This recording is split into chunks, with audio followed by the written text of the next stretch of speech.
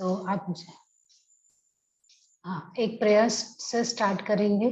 तो आप जहां पर भी बैठे हो वहां पे आराम से बैठ जाइए। आपका माइक बंद रखिए लेकिन आपका वीडियो चालू करिए, ठीक है।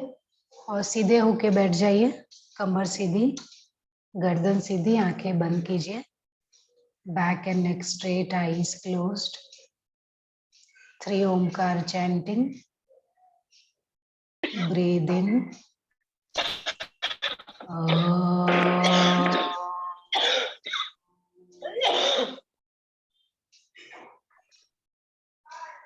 breathe in,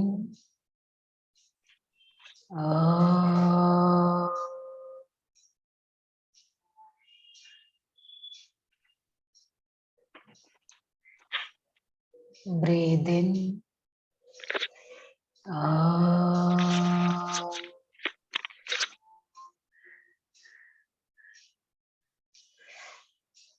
ॐ सहना भवतु सहनौ भुनक्तु सह वीर्यं करवावहै तेजस्विनावधीतमस्तु मा विद्विषावहै। ॐ शान्तिः शान्तिः शान्तिः। Rub your palms, cup your eyes, remove your hands and gently open your eyes. Okay? अभी जिन लोगों का इंट्रोडक्शन बाकी है, हम लोग क्लास ये टॉपिक खत्म होने के बाद जो लास्ट का 10 मिनट रहेगा उसमें कर लेंगे, ठीक है। तो मेरा टॉपिक है स्ट्रेस मैनेजमेंट, है ना, थ्रू योगा। तो आप मुझे पहले बताइए स्ट्रेस है क्या और उसको मैनेज क्यों करना चाहिए हमें। ओके, तो स्ट्रेस क्या है वो बताइए मुझे। आप में से कोई भी बोल सकते हैं स्ट्रेस क्या है, आप क्या समझते हो स्ट्रेस मतलब क्या।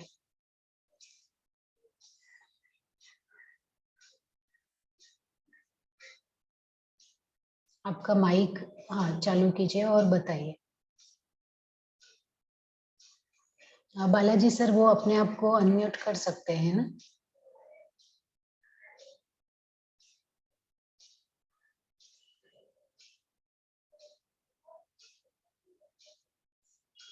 मेरी आवाज आ रही है सबको क्या। एक मिनट, मैं होस्ट हूँ क्या। नहीं, हाँ अनम्यूट हो सकते हैं। हाँ हाँ चलिए। शीतल जी आप कुछ बता रहे हैं। दबाव, हाँ स्ट्रेस, स्ट्रेस मतलब क्या। मानसिक दबाव। मानसिक दबाव, बहुत अच्छा। और कोई बताएगा स्ट्रेस मतलब क्या। हाँ युवराज स्ट्रेस जी। यानी तान तनाव बोलते हैं जिसको, विचार जो तान है अपने। तनाव, है ना, तान हाँ तनाव। स्ट्रेस। हाँ, और विचार का मंथन होता है अपने दिमाग में, वही पर विचार बार पर ये हाँ बार आते हैं। ओके, पर ये स्ट्रेस होता क्यों है, क्या रीजन है और क्या ये अभी होता है कि पहले भी था।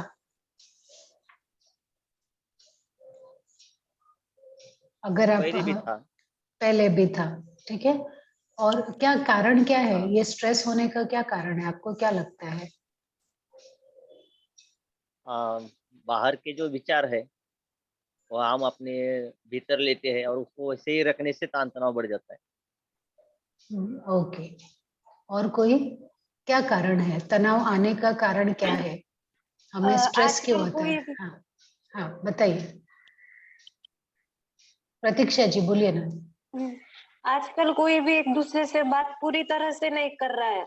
अगर किसी के बारे में घर में लगता है कि बाबा मुझे ये चीज पसंद नहीं है, तो वो सीधा सीधा बात नहीं कर सकता कि पसंद नहीं है, चिढ़ के बोलता है। और सब जॉब करने वाले हो गए, सबको बाहर का टेंशन, घर का टेंशन, और बहुत तेजी से बढ़ रही है जिंदगी। इस वजह से स्ट्रेस बहुत ज्यादा है, काम का, बाहर का, घर का, दोनों का। बराबर है कि बहुत ज्यादा काम हो गया है, उसकी वजह से भी स्ट्रेस बढ़ गया है। ठीक है। Hello hello. हाँ शीतल सर बताइए ना। हाँ हाँ, आप मराठी में बात कर सकते हैं क्या? सर मेरी मराठी इतनी अच्छी नहीं है, अच्छा पर मैं हिंदी में आपको बता सकती हूँ। अच्छा, आप अगर कुछ मराठी नहीं। में, अगर हाँ हम सर। मराठी में बोलेंगे तो आपको समझ में आएगा? हाँ सर मुझे पूरा समझ में आएगा, और अगर नहीं समझ में आएगा तो बालाजी सर मुझे समझा देंगे। अच्छा तो हाँ ठीक है, आप, हाँ नहीं, आपण आप बोलू बोले। शकता। हाँ मैम मैं बोल सकती हूँ, मैं बात कर सकती हूँ यस बताइए ना। प्रेस के बारे में।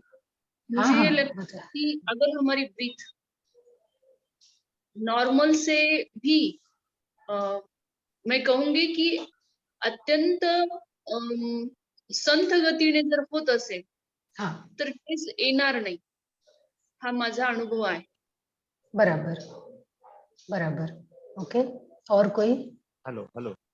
हाँ शीतल जी हा, बताइए। हाँ मला असं म्हणायचं आहे की आपण सर्वसाधारण जीवन जगताना समाजामध्ये हाँ आपण जेव्हा बाहेर समाजामध्ये बाहेर पडतो, समाजामध्ये हो, बाहेर जेव्हा आपण जीवन जगत असतो त्यावेळेला ज्या गोष्टींचा आपल्यावर परिणाम होतो, आर्थिक, हाँ मानसिक, शारीरिक, इतर बराबर। काही घटना घडतात दिवसभरामध्ये आपल्या जीवनामध्ये, हम्म, तर त्याचा जो परिणाम होतो, तर त्याच्या परिणामामुळे आपण आपल्या माणसाच्या शरीरावरती स्ट्रेस किंवा दबाव किंवा ताणतणाव वाढतात आणि त्यालाच स्ट्रेस आपण असं म्हणावं असं मला वाटतं. बहुत अच्छा।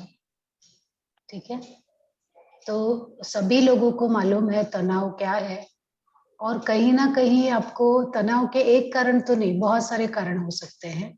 तो आप सबको मालूम है कि तनाव के एक एक दो दो तो कारण या रीजन तो सबको मालूम है कि क्यों होता है, वो क्यों हो रहा है। अब हमें योगा मैनेजमेंट मतलब स्ट्रेस को मैनेज करना है योगा से। अभी तनाव करने के लिए बहुत सारे मेडिसिन वगैरह भी अवेलेबल है बाजार में, तो है ना, डिप्रेशन हो जाता है तो डॉक्टर कुछ दवाइयां दे देते हैं। तनाव हो जाने से शरीर पे जो इफेक्ट होता है, बीपी वगैरह बढ़ गया तो उसके लिए दवाई दे देते हैं, है ना। तो ये सब हमारे पास साइकेट्रिस्ट के पास जाना, साइकोलॉजिस्ट के पास जाना, या हमारे जो मॉडर्न डॉक्टर हैं उनके पास जाना, ऐसे बहुत सारे इलाज तो तनाव के लिए है। लेकिन जो सबसे अच्छा इलाज बताया गया है वो योगा में बताया गया है कि योगा में, क्योंकि कोई साइड इफेक्ट नहीं है ना, वो आपको सिर्फ तनाव से रहित ही नहीं करेगा बल्कि और ज्यादा आपको पॉजिटिव इफेक्ट देगा। तो आप मुझे बताइए आपको क्या लगता है योगा के ऐसे कौन कौन सी प्रैक्टिसेस हैं जो करने से आप तनाव को कम कर सकते हैं। अभी आप योगा सभी लोग ने, हाँ बताइए सर। योगामध्ये प्राणायाम प्राणायाम। केल्यामुळं शरीराच्या नाडी शुद्धीकरणाची क्रिया होते प्राणायामामुळे. त्यामुळे बराबर मनाला शांती मिळते, मनातले विचार संथ होतात, मनातले जे बराबर विचारांची जी घालमेल चालू असते ती कमी होते आणि त्यामुळे तुमच्या मनावर किंवा जो दबाव किंवा जो ताण तणाव आलेला असतो तो कमी होतो प्राणायामामुळे किंवा बराबर ध्यानामुळे सुद्धा त्या गोष्टीवर परिणाम होतो. योगशास्त्रामध्ये जे ध्यान धारणा जे सांगितलेले आहे आणि प्राणायाम जे सांगितलेलं आहे, या सर्वांच्या अभ्यासामुळे तणावावरती खूप मोठा चांगला परिणाम होतो आणि त्याचा परिणाम आपल्याला चांगल्या शरीरावरती आपल्याला दिसतो. बराबर।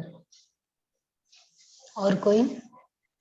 योग, प्राणायाम और ध्यान, हम्म, मेडिटेशन जो है वो स्ट्रेस को कम करता है और व्यक्ति अपने दो जगत में जीता है। वो अंतर जगत और बाह्य जगत में जीता है।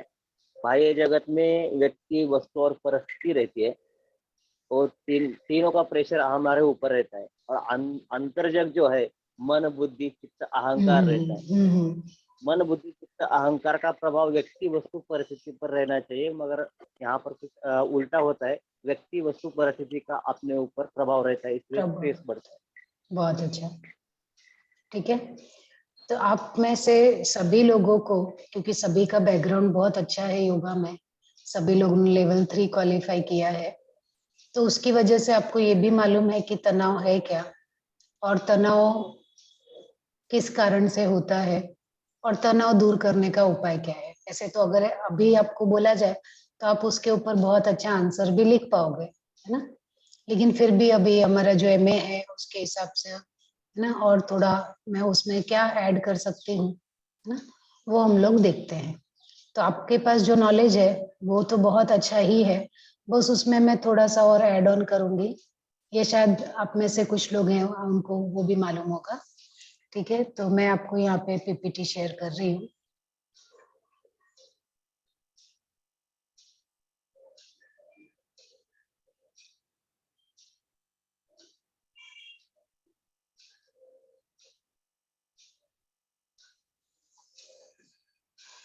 तो स्ट्रेस है क्या, यहाँ पे देखते हैं पहले।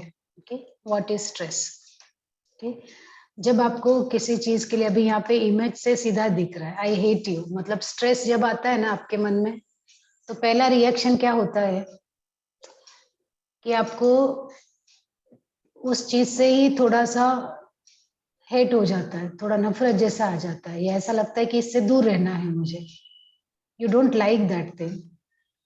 जिस चीज से आपको प्यार है, जो काम से आपको प्यार है, उससे स्ट्रेस नहीं आएगा, उसमें आप एंजॉय करोगे, है ना। लेकिन जब आपको स्ट्रेस आता है तो उसी चीज से आपको हेट हो जाता है। So stress is the rate of all wear and tear our minds and bodies experiences as we attempt to cope with our continually changing environment. तो स्ट्रेस क्या है कि आपके माइंड में, आपके मन में, आपके शरीर में, है ना, जो भी चेंजेस आते हैं, okay? स्ट्रेस या फिर उसके कोई एक काम दिया गया आपको, उसको कोप अप करने के लिए या उस काम को करने के लिए, अगर आपको ऐसा लग रहा है अरे अचानक से मुझे इतना काम दे दिया, या अचानक से आपके काम का जो तरीका था वो बदलने के लिए बोल दिया, ओके, या आपको जैसा चाहिए था वैसा नहीं हो रहा है, ओके, अब आप उससे ट्राई कर रहे हो कि मैं इसके साथ कोप अप करूं, इसके साथ सामंजस्य करूं, इसके साथ मैं किसी तरह से मैनेज करूं। अगर वो नहीं हो रहा है तो आपको स्ट्रेस आ जाता है।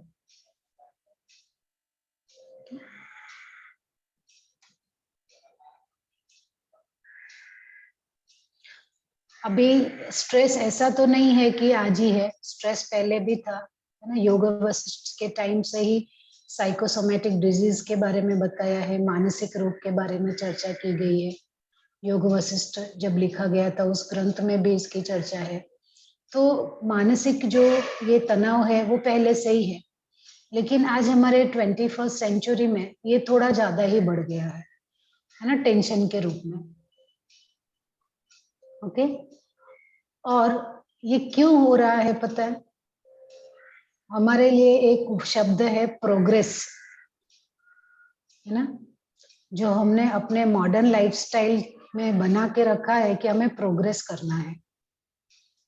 कहाँ से प्रोग्रेस करना है वो हमें इतना पता नहीं है। हमें क्या लगता है कि हमारे पास सब मॉडर्न लाइफस्टाइल रहेगी, हमारे पास ज्यादा पैसा रहेगा, ज्यादा सुविधाएं रहेंगी, है ना, लग्जरी रहेगी, तो हम प्रोग्रेसिव कहलाएंगे। मेंटल लेवल पे हमारा प्रोग्रेस हो उतना हम उसके बारे में नहीं सोचते, है ना। मटेरियल लेवल पे भौतिक रूप से हमारा प्रोग्रेस होना चाहिए। ये जो प्रोग्रेस शब्द है ना, इसने ही इंसान को टेंशन दे रखा है और उसकी वजह से ही आपको तनाव आता है। अपेक्षा वाढलेल्या आहेत जीवनाच्या, अपेक्षा वाढलेली आहे, करेक्ट, है ना। क्यों अपेक्षा बढ़ गई है, क्योंकि आपको प्रोग्रेस करना, आपको एक दिखाना है कि मैं प्रोग्रेस कर रहा हूँ, मैं आगे बढ़ रहा हूँ, है ना। चांगलं मुझे लाईफस्टाईल जगायला हवं, चांगलं लाईफस्टाईल हाँ, जगायला हवं, तुमचं लाइफस्टाइल बदलना है, लोगों को दिखाना है I can do this, I have this, मेरे पास ये है, मैं ये कर सकता हूँ, है ना, मेरे पास ये सुविधाएं हैं। सिर्फ वही है जो ये प्रोग्रेस आपको ना, ये जो प्रोग्रेस वर्ड है यही एक दानव है जिसने मनुष्य को ये टेंशन दे रखा है, ये तनाव दे के रखा है। भौतिक सुखाच्या मागे लागल्यामुळे। हाँ, मतलब ये जो प्रोग्रेस वर्ड है यही समझ लो, किसी भी चीज में प्रोग्रेस के लिए आपको आगे बढ़ना है, उसके लिए वजह से आपके अंदर ये स्ट्रेस आया है।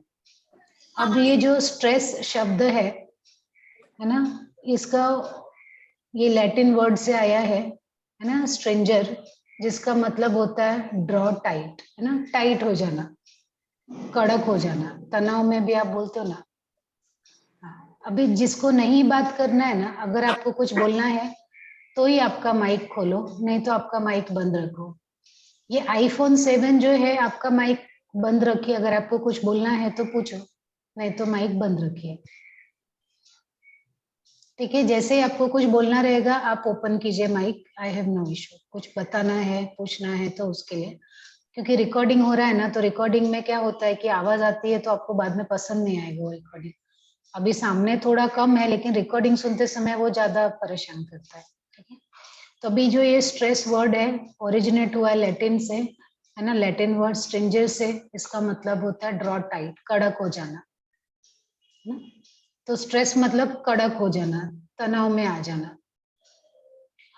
और इसका सबसे ज्यादा असर हमारे शरीर के ये दो हिस्सों पर होता है। ये कौन सा हिस्सा है? ये ब्रेन है, आपका दिमाग, और ये क्या है? आपका स्पाइनल कॉर्ड, मेरुदंड, है ना। इन दो हिस्सों पे सबसे ज्यादा स्ट्रेस का इफेक्ट होता है, तनाव का परिणाम इन दो पे सबसे ज्यादा होता है। और हमारे जो ब्रेन है, ब्रेन के पास क्या है? ब्रेन में हाइपोथैलेमस है, ब्रेन में पिट्यूटरी ग्लैंड्स है, हार्मोन जो रिलीज करते हैं आपके शरीर में, है ना, उन सब का कंट्रोल ब्रेन के पास है।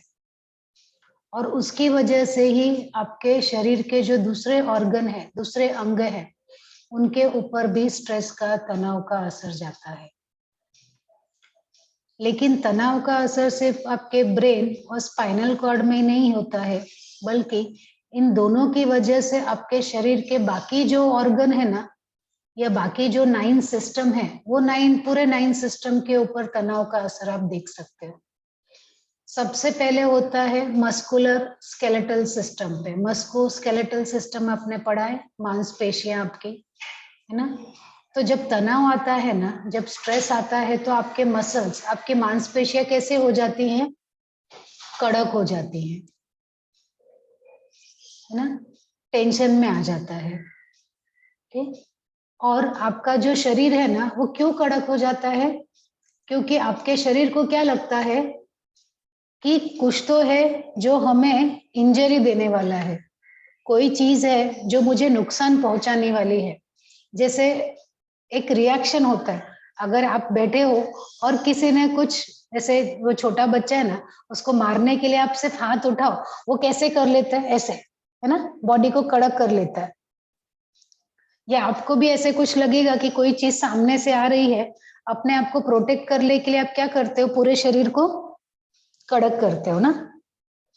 तो वैसे ही जब स्ट्रेस आता है ना, टेंशन आता है, या जब स्ट्रेस आता है, तो हमारे जो मसल्स है ना, ब्रेन से उनको तुरंत सिग्नल जाता है कि कुछ तो हार्म होने वाला है, कुछ तो इंजरी होने वाली है, कुछ तो नुकसान पहुंचने वाला है शरीर को। तो मसल क्या करते हैं? सबसे पहले एकदम टेंशन में आ जाते हैं, वो एकदम टाइट हो जाते हैं, ताकि कुछ इंजरी ना हो पाए। अब वो फिजिकल इंजरी है, मेंटल है, उनको नहीं पता, लेकिन बस उनको इतना पता चलता है कि कुछ तो होने वाला है शरीर में, शरीर को नुकसान नहीं हो, इसके लिए बचाओ। तो बॉडी प्रोटेक्टिव मोड में आ जाता है, और आपके सारे जो मसल है वो सडनली पूरे टेंस हो जाते हैं, एकदम टाइट हो जाते हैं। ओके, और कभी कभी अगर ये थोड़े समय के लिए है टेंशन, और फिर थोड़े समय के बाद जब वो टेंशन या स्ट्रेस आपका निकल गया, तो मसल्स भी नॉर्मल हो जाएंगे। लेकिन अगर आपका लगातार ना लॉन्ग पीरियड टाइम तक ऐसा ही रहेगा, तो उसकी वजह से आपको स्ट्रेस से रिलेटेड जो डिसऑर्डर होते हैं, स्ट्रेस से रिलेटेड जो बीमारियां होती है, वो आपको हो सकती है। अब स्ट्रेस से रिलेटेड आपको कौन सी बीमारी होगी? मस्कुलर लेवल पे आपको हेडेक हो सकता है ना, सिर दर्द हो सकता है, माइग्रेन हो सकता है आपको। ओके, और जहां जहां पे मसल्स ने ज्यादा टाइट करके रखा होगा, वो एरिया में आपको पेन हो सकता है, जैसे कि दोनों शोल्डर में, है ना। जिसको तनाव होता है बोलता है कि ये कंधे के पास, शोल्डर के पास बहुत पेन है, नेक में शोल्डर के बीच में बहुत पेन है ना। तो शोल्डर में, नेक में, आपके सिर में दर्द होना, है ना, लोअर बैक में पेन होना, कमर के दर्द, निचले कमर का निचला हिस्सा है ना, वहां पे भी दर्द हो जाता है तनाव की वजह से। या फिर आपके जो ऊपर के ऑर्गन है, अपर बैक पे भी कभी हो सकता है ना। ये सभी जो है आपके मस्कुलोस्केलेटल सिस्टम के ऊपर तनाव का इस तरह से असर होता है। अगर थोड़े समय के लिए तनाव है तो वो चला जाएगा, लेकिन अगर तनाव ज्यादा है, बहुत ज्यादा है, ये लंबे समय तक है, तब आपको ये सब प्रॉब्लम हो सकती है। तो कई बार कमर दर्द का जो प्रॉब्लम है वो आपका फिजिकल ना होके मेंटल भी हो सकता है, मतलब स्ट्रेस आया उसकी वजह से आपको ये प्रॉब्लम हुई है।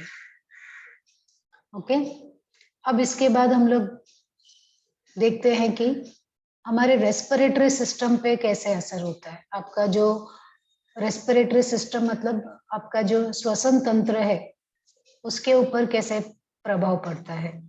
अभी रेस्पिरेटरी सिस्टम कैसे काम करता है कि जो आप श्वास अंदर लेते हो, ऑक्सीजन अंदर लेते हो, है ना, ऑक्सीजन जो है वो ब्लड के थ्रू आपके पूरे बॉडी में जाता है ना, और कार्बन डाइऑक्साइड आपका बाहर आता है, या जो वेस्ट है वो बाहर आता है। ओके, और अगर आपको स्ट्रेस आ गया, ओके, और स्ट्रेस जो है वो कभी कभी इमोशन, आपके जो भावनात्मक रूप में भी उसका बहुत गहरा असर हो जाता है। अगर भावनात्मक किसी या इमोशन से रिलेटेड कोई एक घटना हुई आपके साथ, तो उसकी वजह से सबसे पहला असर आपके ब्रीदिंग पे होता है, आपके श्वास के ऊपर होता है। उसमें क्या हो जाएगा, आपकी ब्रीदिंग जो है ना वो फास्ट हो जाएगी। ठीक, और आपके जो विंड पाइप है जहां से आप श्वास लेते हो, जो श्वास नली है वो कांस्टेंट हो जाता है, मतलब वहां पे सांस ऐसे उघड़ने लगती है कि ब्रीदिंग नहीं कर पा रहे हैं। ओके, पर ये थोड़े समय के लिए होती है। जैसे आपने अचानक से कोई बुरी घटना सुन ली, आप फोन पे किसी ने आपको कोई खबर दे दी कि ऐसा कुछ बुरा हुआ आपके किसी, ऐसा हो नहीं, लेकिन कुछ ऐसे अचानक से आपने फोन पे कुछ सुन लिया, कोई बुरी खबर सुन ली, तो तुरंत आपके ये जो ब्रीदिंग है, क्योंकि वो घटना से रिलेटेड जो इंसान है या जिससे रिलेट होता है वो आपसे भावनात्मक रूप से जुड़ा हुआ है, इमोशनली जुड़ा हुआ है, तो तुरंत आपकी ब्रीदिंग ना बहुत शॉर्ट हो जाएगी या तकलीफ होने लगेगी आपको ब्रीदिंग लेने के लिए। और थोड़ी देर बाद धीरे धीरे आपको, कभी कभी आप अगर घटना ज्यादा तेज नहीं है तो आप नॉर्मल हो जाते हो, लेकिन अगर उस घटना का ज्यादा गहरा असर होता है तब आपको उससे बीमारी हो सकती है। तो अस्थमा वगैरह जो बीमारियां हैं ना वो इसी की वजह से होती है, मतलब कि तुरंत आपको अस्थमा का अटैक आ सकता है।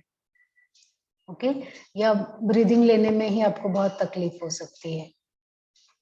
तो इस तरह से जब स्ट्रेस का असर आपके भावनात्मक रूप से पड़ता है तब आपके ऊपर, है ना, रेस्पिरेटरी ऑर्गन से रिलेटेड आपको तकलीफ आती है। अब उसके बाद है कार्डियोवास्कुलर सिस्टम, मतलब आपका जो हार्ट है और आपके जो ब्लड वेसल्स है उस पे भी इसका बहुत गहरा असर पड़ता है ना। जो आपका हार्ट है वो क्या करता है, ब्लड को प्यूरिफाई करेगा, और ब्लड को प्यूरिफाई करके, है ना, वो पूरे बॉडी में भेजता है, जिसकी वजह से हमारे बॉडी को पूरा न्यूट्रिशन मिलता है। हम जो खाते हैं, जो पचता है, वो उसके थ्रू ही हमारे पूरे शरीर में जाता है।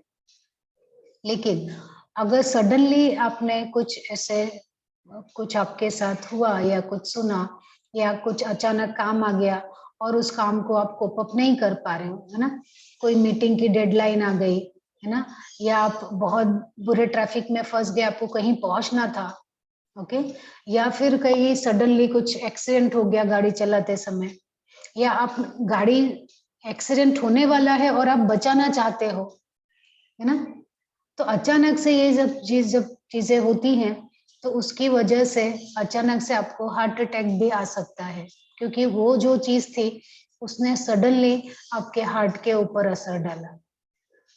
ओके, या आप उससे बचना चाहते थे और बचने के लिए आपने इतना जोर लगाया कि आपका जो शरीर है ना उसने स्ट्रेस हार्मोन रिलीज किया, है ना। स्ट्रेस हार्मोन जो है वो एड्रेनालाइन है ना, और नोराड्रेनालाइन और कॉर्टिसोल, ये सब स्ट्रेस हार्मोन है, ये सब रिलीज करता है बॉडी।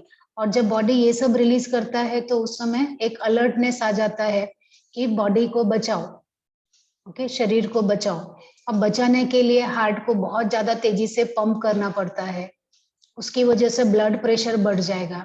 अब बॉडी को डिसाइड करना है कि ये सिचुएशन में भागना है, फाइट करना है, वो फ्लाइट करना है, मतलब उस सिचुएशन से लड़ना है या वो सिचुएशन से वापस बाहर आ जाना है, ओके। और ये थोड़ी देर तक रहता है, लेकिन अगर ज्यादा देर तक रहेगा तो हार्ट में प्रॉब्लम आ सकती है, हार्ट अटैक आ सकता है। अगर थोड़ी प्रॉब्लम है तो आप थोड़ी देर में नॉर्मल भी हो सकते हो, ठीक है। इस तरह से ये हमारे हार्ट के ऊपर भी असर डालता है। और अब उसके बाद है हमारा एंडोक्राइन सिस्टम।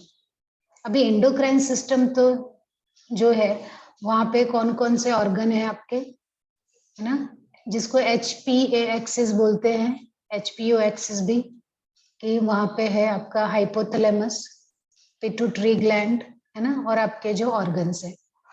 तो हाइपोथैलेमस सब कंट्रोल करता है, पिट्यूटरी ग्लैंड बहुत सारे हार्मोन्स रिलीज करता है ना, और आपके एंडोक्राइन सिस्टम से भी स्ट्रेस हार्मोन्स रिलीज होता है, ओके। और जो कॉर्टिसोल है वो हार्मोन्स रिलीज करता है, स्टेरॉइड हार्मोन्स रिलीज करता है, कि जैसे ही सॉरी जैसे ही ब्रेन को ये पता चलता है कि कुछ तकलीफ आने वाली है, कोई तनाव आने वाला है, या सामने जो सिचुएशन है उसमें हमें वो हमारी क्षमता से थोड़ा ज्यादा है, हमें पूरा का पूरा फोकस लगाना है, पूरा अलर्ट रहना है, तो उसकी वजह से ब्रेन क्या करता है कि बाकी चीजों को, कुछ चीजें हैं जिनको बोलता है कि आप स्टॉप हो जाओ। तो अभी यहाँ पे हम लोग सिंपैथेटिक और पैरासिम्पैथेटिक नर्वस सिस्टम, ऐसे दो चीजों के बारे में आपने सुना होगा, है ना। तो सिंपैथेटिक नर्वस सिस्टम और पैरासिम्पैथेटिक नर्वस सिस्टम। सिंपैथेटिक मतलब आपके सामने कोई अचानक ऐसी सिचुएशन आ गई जिसमें आपको, आपके सामने शेर आ गया, जैसे एक सभी को मालूम है, सभी का माइक वीडियो भी बंद है, चलो कोई तो एक चालू करके रखो ठीक है। सिंपैथेटिक नर्वस सिस्टम और पैरासिम्पैथेटिक नर्वस सिस्टम, ये आप मुझे कोई है जो समझा सकता है, क्योंकि ये एग्जाम में आता भी है, और ये आपको ये अगर समझ के रखेंगे ना तो सिर्फ यहाँ पे ही नहीं, आपके दूसरे सारे सिस्टम में भी आपको काम आएगा। और जो हम योगा के चीजें सिखाते हैं ना स्टूडेंट को, वो हमारे साइंस में ब्रेन से कैसे कनेक्टेड है वो आपको पता चलेगा। अबे आप ऐसा समझो कि सिंपैथेटिक मतलब कि आपके सामने आप जा रहे हो और सामने भालू आ गया, शेर आ गया, ऐसी सिचुएशन है, ठीक है। तो जब वो आ जाएगा आपके सामने तो आपके शरीर में क्या क्या प्रतिक्रिया होगी, मुझे कोई एक बता सकते हैं क्या, कि अगर सामने शेर आ गया, बहुत डिफिकल्ट सिचुएशन आ गई है, आपके शरीर में क्या परिवर्तन आएगा? सबसे पहले पसीना आएगा, हाँ, पसीना और छूटेगा, पसीना और छूटेगा, हाँ, और शरीर वाइब्रेशन करेगा, वाइब्रेशन करेगा, बराबर। आंखों की पुतलियां कैसे हो जाएंगी? बड़ी हो लाल जाएगी, बड़ी हो जाएगी, बड़ी हो जाएगी, एकदम ऐसे अलर्ट, है ना। हार्ट रेट कैसा हो जाएगा? बढ़ जाएगा, बहुत तेजी से पंप करेगा। क्यों पंप करेगा तेजी से? क्योंकि उसको ज्यादा ब्लड चाहिए, कहाँ पे? ब्रेन के पास। सोचने के लिए बहुत ज्यादा ब्रेन चाहिए, और इतना ज्यादा चाहिए कि वो तेजी से अच्छा ब्लड पंप कर रहा है कि जाए वहां पे। ब्रीदिंग कैसे हो जाएगी? फास्ट हो जाएगी, कि जल्दी से कुछ सोचना है ना। पसीना आना, ब्रीदिंग तेज होना, हार्ट रेट तेज होना, आंखें फैल जाना, है ना। ब्रेन में फटाफट विचार आने कि क्या करना है, और ब्रेन जो है उस समय हार्मोन्स छोड़ेगा, स्ट्रेस हार्मोन्स। अब वो जो स्ट्रेस हार्मोन्स है वो डिसाइड करेगा कि इस समय क्या करना है, भागू मैं या शेर से लड़ू मैं। अभी यहाँ पे तो वो टाइम पे जो सिचुएशन रहेगी वही डिसाइड होगा कि क्या कर सकते हैं, ठीक है। लेकिन ये सब शरीर में परिवर्तन आता है, तो ये क्या हुआ, सिंपैथेटिक नर्वस सिस्टम हुआ। मतलब आपके नर्वस सिस्टम पे, आपके दिमाग पे ये असर होता है जब स्ट्रेस होता है तब। अब इसका उल्टा देखते हैं, पैरासिम्पैथेटिक नर्वस सिस्टम। लेकिन एक बात और देख लेते हैं, सिंपैथेटिक नर्वस सिस्टम में आपको उस समय जब शेर आपके सामने है, जैसे जो सिचुएशन मैंने बताई, पसीना आएगा, आंख बड़ी हो जाएगी, धड़कन बढ़ जाएगी, है ना, ये सब होगा। लेकिन उस समय आपको याद रहेगा क्या कि मुझे भूख लग रही है, थोड़ा पानी पी के आ जाऊं या खाना खा लो, ऐसे भूख और प्यास रहे, याद आएगा क्या आपको? नहीं। नहीं याद आएगा। आपको ये याद रहेगा क्या मुझे थोड़ा बाथरूम जाना है, मैं थोड़ा जाके आ जाऊं, अभी लगी है, ऐसा? नहीं। वो भी नहीं रहेगा आपको, है ना। या आपका डाइजेशन कैसा हो रहा है, या आपको लगेगा गैस हो गई है, एसिडिटी हो गई, ये सब कुछ मालूम पड़ेगा क्या उस समय? नहीं, हो जाएगा तो उसी वक्त वहां पर हो जाएगा। वो हो गया तो अलग बात है, पर वो आपके कंट्रोल में ही नहीं था, आपके अनजाने में हो गया, वो छूट गया तो छूट गया, वो अलग बात है। लेकिन उस समय आपको गैस पता चलेगी क्या? क्या अभी मुझे गैस हो रहा था और ये शेर सामने आ गया है, अभी इसका क्या करूं कि गैस से निपटूं कि इससे करूं? ये एसिडिटी हो रही है, मैं एसिडिटी को ध्यान रखूं कि ये शेर सामने आया, उसका ध्यान रखूं? ये सब कुछ आता है क्या उस समय? नहीं आता है, क्योंकि अब उस समय ये सब चीजें है ना, काम ही नहीं करती, वो सब स्टॉप हो जाते हैं। आपका डाइजेशन स्टॉप, आपका एक्सक्रेटरी सिस्टम जो बाहर निकलता है मल आपका, उसके सिस्टम भी स्टॉप।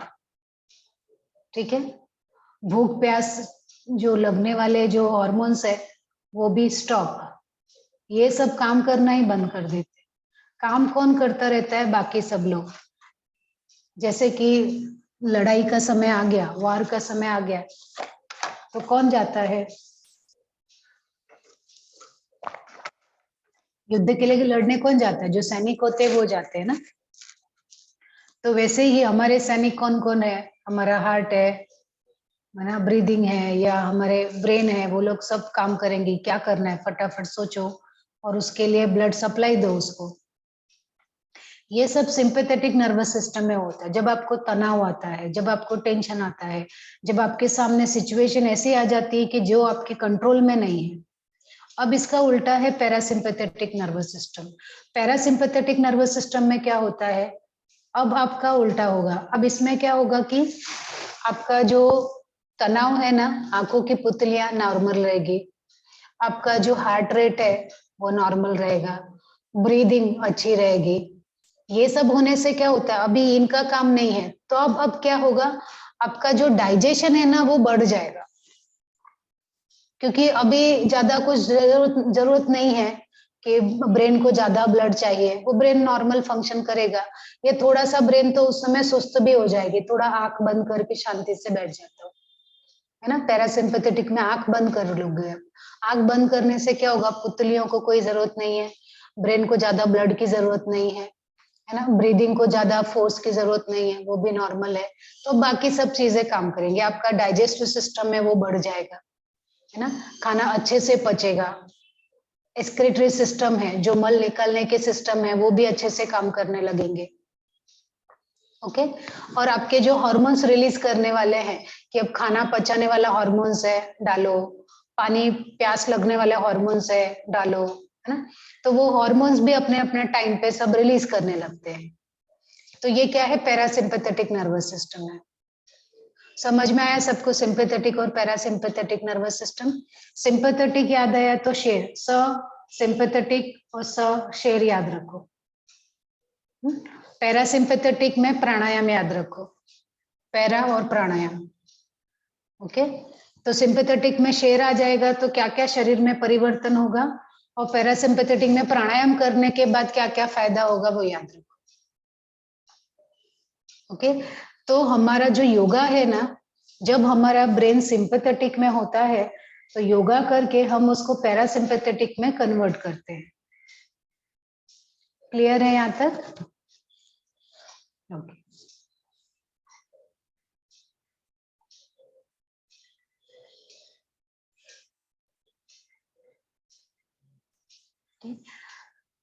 अब हम लोग बात कर रहे थे, है ना, कि हार्मोन्स जो रिलीज होते हैं जब हमारे पास स्ट्रेस आता है, तो आपके एंडोक्राइन सिस्टम के ऊपर असर होता है। एंडोक्राइन सिस्टम मतलब जो आपका हाइपोथैलेमस, पिट्यूटरी और आपके सारे ऑर्गन्स जो हार्मोन्स रिलीज करते हैं, है ना, उसमें आपके, है ना, किडनी हो गई, किडनी जो है ना, उसके ऊपर एक ग्लैंड होता है, उसका नाम है एड्रिनल ग्लैंड, है ना।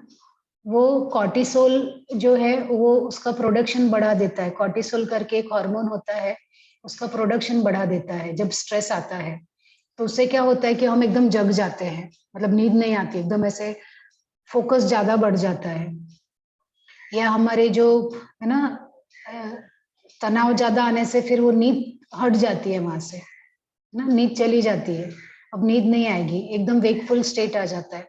तो फटाफट उसको सोचना रहता है क्या करना है ना? तो हमारे एंडोक्राइन सिस्टम पर भी इसका बहुत असर होता है। अगर स्ट्रेस कंटिन्यूअस रहेगा तो हमें एंडोक्राइन सिस्टम से रिलेटेड रोग हो सकते हैं, है ना। हमें फटीग हो सकता है, चक्कर आ सकता है, हमारे डायबिटीज हो सकता है, मोटापा हो सकता है, डिप्रेशन आ सकता है, अपचन, इम्यून डिसऑर्डर हो सकता है कि हमारी जो इम्यूनिटी थी वो लो हो गई, है ना, हमारे जो रोग प्रतिरोधक क्षमता थी वो कम हो जाती है। ओके, तो एंडोक्राइन सिस्टम पे स्ट्रेस का असर होने से ये सारे रोग हो जाते हैं।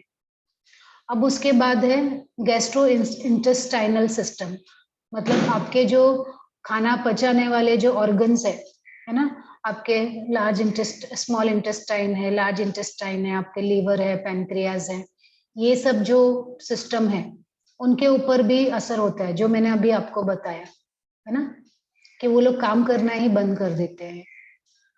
ओके, स्ट्रेस के आने से, या कभी जब भी स्ट्रेस आता है ना तो आपके पेट में गुड़गुड़ होने लगता है ना, लूज मोशन भी किसी किसी को हो जाता है, किसी किसी को ऐसा लगेगा पूरा शरीर फूल रहा है।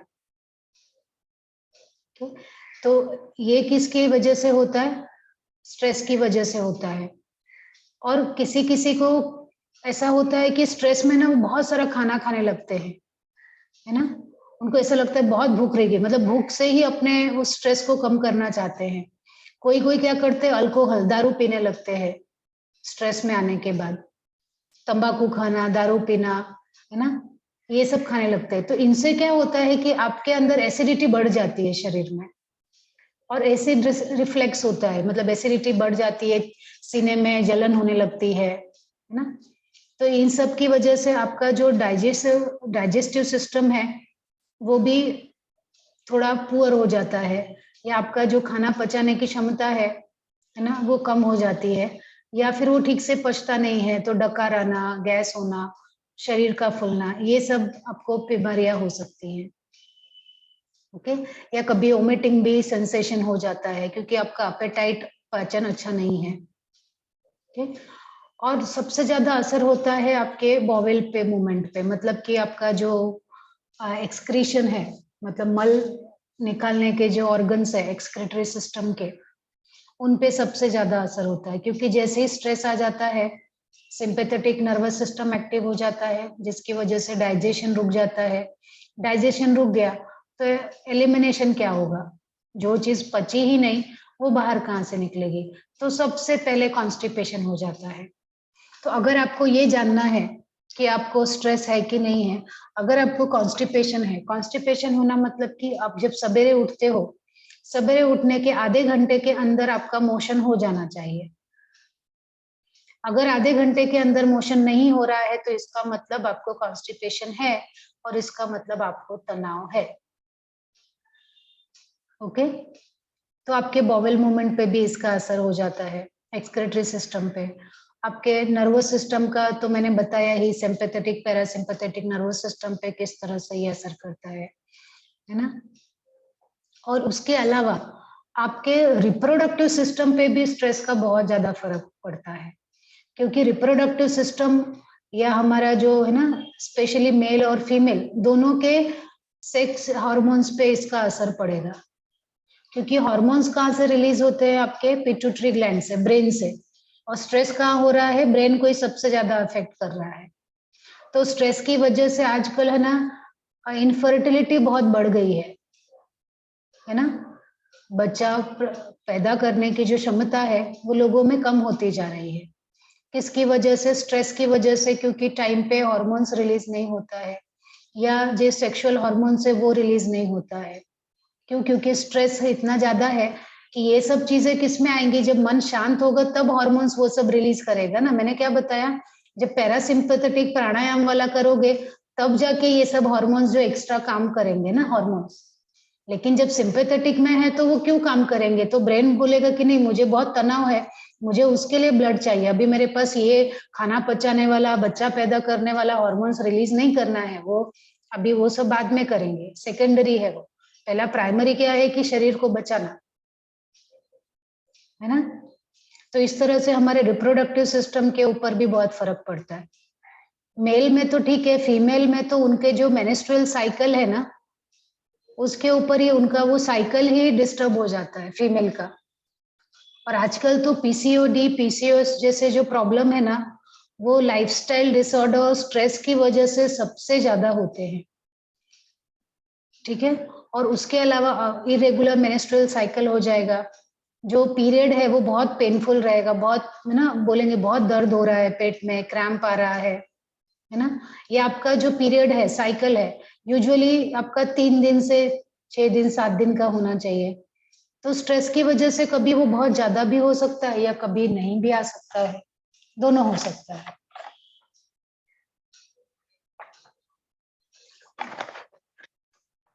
सॉरी।